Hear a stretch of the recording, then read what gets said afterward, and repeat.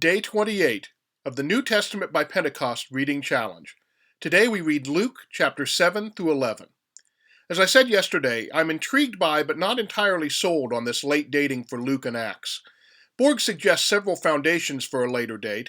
Two of the most compelling are that some scholars think that Luke knew the work of a Jewish historian named Josephus, who wrote in the 90s. Perhaps the strongest case Borg makes is to have us consider language that we see here about the Jews and the synagogue.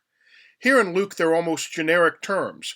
The style lacks the anger and divisiveness we saw in Matthew and John. This could suggest that the split between Judaism and what is now Christianity was nearly complete, something to be looked back on as a given rather than fiercely debated. Whereas Matthew and John were engaged in a struggle to define post-temple faith, Luke Acts, Borg says, sets out to chronicle the birth and spread of a new faith tradition, one essentially separate from the Judaism of its earliest figures. Ultimately, sorting out the date isn't that important.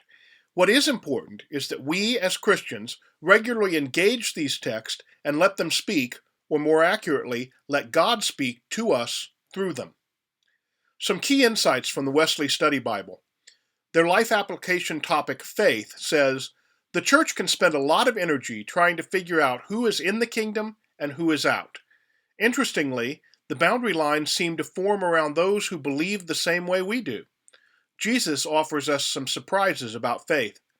The centurion is not even of the household of Israel, yet Jesus celebrates his faith. Is it possible that faith can be in unexpected persons? Jesus sees faith not as a matter of accepting certain doctrinal teaching, but as trust that God can bring transformation. In the Wesleyan tradition, the journey of faith includes an expectation of transformation, change, and holy living. And a Wesleyan core term, caring for neighbor. Caring for neighbor goes hand in hand with loving God. We don't have to choose between feeding on Scripture and feeding the hungry, between reaching out to God and reaching out to those in need. The Christian walk requires works of mercy and works of piety. Who is our neighbor? According to Wesley, our neighbor is anyone who needs our help, not just the person who is already part of our group.